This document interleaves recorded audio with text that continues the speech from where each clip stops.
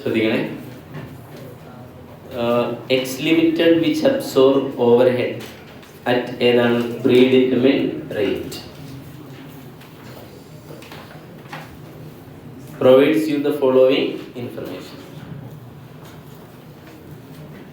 Overhead actually incurred എത്ര 2,25,000. Overhead absorbed എത്രയാ 1 lakh. അതിലെയാണ് പുറത്തോട്ട് എന്ത് കാട്ടുന്നത്.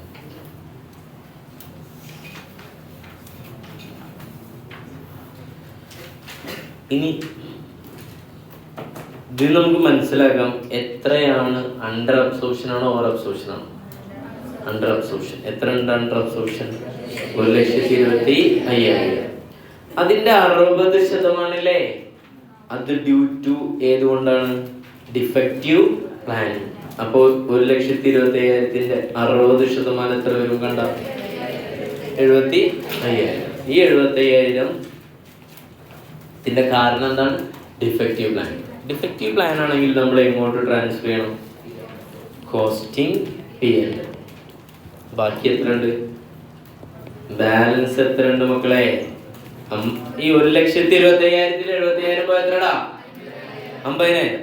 ഇത് കോപ്പിയിലെ ആളുകളാണ് നിങ്ങള്. റിക്വയർഡ് ഏതാ required? വായിക്കേ. How unabsorbed over due to defective plan treated in cost accounts. Okay അല്ലേ? വേറെ ആൻസർ ഒന്നും കഴിഞ്ഞു. 70,000 രൂപ എവിടേക്ക് ട്രാൻസ്ഫർ ചെയ്യണമെന്ന് പറയാം. അൺഅബ്സോർബ്ഡ്. ക്ലിയർ?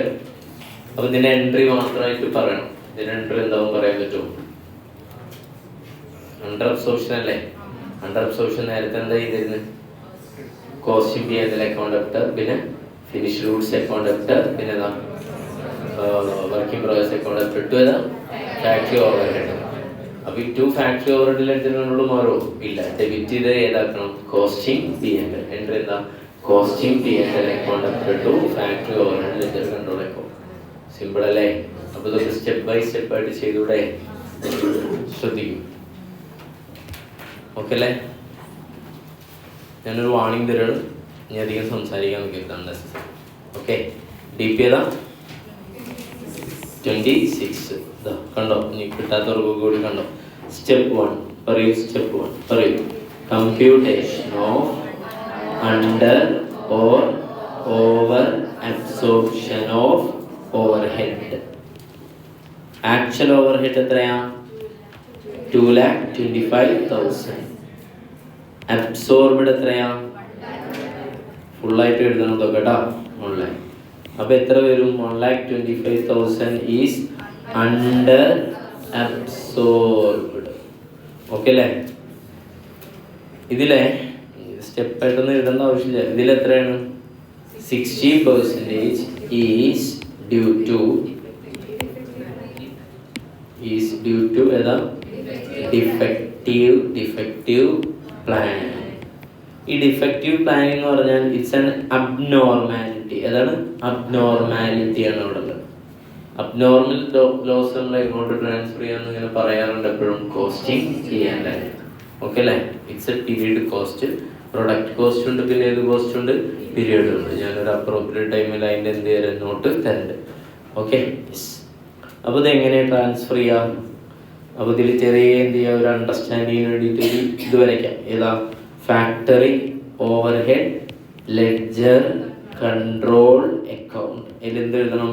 അബ്സോർബ് ചെയ്ത് ആക്ച്വലി വന്ന് ഇവിടെ എന്ത് പറഞ്ഞ് എഴുതേണ്ടത്? Cost ledger control account. Amount എത്രയാ? 2,25,000. ബൈ വർക്കിംഗ് പ്രോഗ്രസ് എന്ന് പറഞ്ഞിട്ടാണ് എന്ത് എഴുതേണ്ടത്? അബ്സോർബ്ഡ് എഴുതേണ്ടത്. ഏതാ? അബ്സോർബ്ഡ്. ഇതേതാ? ആക്ച്വൽ ആണ്. മറ്റേ അബ്സോർബ്ഡ് എത്രയാണ്? 1,00,000 അല്ലേ?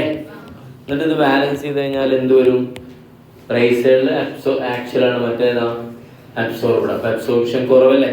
എത്ര കുറവുള്ളത്? 1,25,000. ഈ 1,25,000 എന്ത് ചെയ്യേണ്ട ആവശ്യമില്ല. P&L ട്രാൻസ്ഫർ ചെയ്യണോ? വേണ്ട. അപ്പൊ ഞാൻ ശ്രദ്ധിച്ചോട്ടാ, ചെയ്യണത് ശ്രദ്ധിച്ചോ. ശ്രദ്ധിച്ചിരുന്നു. 1,25,000 ഇവിടെ എഴുതി വെറുതെ. ഇതില് ബൈ കോസ്റ്റിംഗ് P&L എത്ര പോകുന്നത്? 75,000. ബാക്കിയുള്ള 50,000 3 ട്രീറ്റ് ചെയ്യാൻ പറ്റുക. ഏതൊക്കെയാ? ഒന്ന് ഏതാ? Supplementary overhead rate. രണ്ടേതാ? Transfer to P&L account. Due to defective planning ആണ്. അടുത്തേതാ? Carry forward to next year. അപ്പൊ ഇനി നമുക്ക് ചെയ്യാൻ പറ്റുന്ന ഒന്നാമത്തെ നമ്മൾ ചെയ്തു, ഒരെണ്ണം ചെയ്തു, ട്രാൻസ്ഫർ ടു P&L. ഇനി അത് ചെയ്യാൻ പറ്റുക carry forward to next year ചെയ്യാം, അല്ലെങ്കിൽ ഏത് ചെയ്യാം? സപ്ലിമെന്ററി ചെയ്യണമെങ്കിൽ നമുക്ക് നമ്മുടെ സ്റ്റെപ്പുകളൊക്കെ അറിയില്ലേ? സ്റ്റെപ്പ് 1 ഇവിടെ ഓൾറെഡി ചെയ്തിട്ടുണ്ട്. സ്റ്റെപ്പ് 2 എന്താ? അതിന്റെ ഇൻഫർമേഷൻ തന്നിട്ടുണ്ടാ? ഇല്ല. അപ്പോൾ ഇവിടെ നമുക്ക് ഒരേ ഒരു ഓപ്ഷൻ ഉള്ളൂ. അടുത്ത കൊല്ലത്തേക്ക് ഇത് ചെയ്യാം, ക്യാരി ഫോർവേഡ് ചെയ്യാം. ക്യാരി ഫോർവേഡ് പറഞ്ഞ ഒന്നും ചെയ്യാല്ല. ഏറ്റവും എളുപ്പമുള്ളത് എന്താ? ബൈ ബാലൻസ് ക്യാരിഡ് ഓൺ പറഞ്ഞിട്ട് എഴുതിയത്. എന്നിട്ട് അടുത്ത കൊല്ലല്ലേ, അടുത്ത കൊല്ലം വീണ്ടും എന്ത് ചെയ്യും? അടുത്ത കൊല്ലം എന്ന് പറയാൻ പറ്റില്ല, നെക്സ്റ്റ് പീരീഡ്. ഓക്കെ അല്ലേ? ക്ലിയർ അല്ലേ? ഇവിടുത്തെ പീരീഡ് ഇപ്പോൾ ഓരോ മാസം കൂടുമ്പോഴാണ് ഉണ്ടാവുക. നെക്സ്റ്റ് പീരീഡിൽ factory overhead ledger control account വരില്ലേ? അതിനെന്ത് എഴുതണം? ഇവിടെ 2 അല്ലേ ആണെങ്കിൽ ഇവിടെ എന്താ എഴുതാം? ഇവിടെ ബൈ ആണെങ്കിൽ ഇവിടെ 2 ബാലൻസ് ബ്രോഡ് എന്ന് പറഞ്ഞിട്ട് 50,000 വരും. ഓക്കെ അല്ലേ? ഇങ്ങനെയുള്ള അക്കൗണ്ടുകളുടെ വരയ്ക്കൽ നമുക്ക് എവിടെ ഉണ്ട്?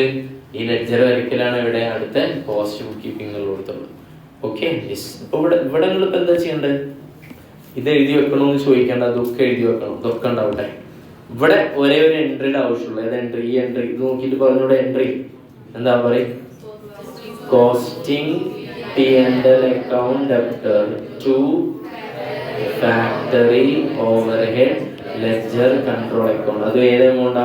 75,000. അപ്പോൾ ഇവിടുത്തെ എക്സാമിനേഷന് എത്ര മാത്രം മതി? ഇത് for further understanding and for next chapter also ചെയ്തു.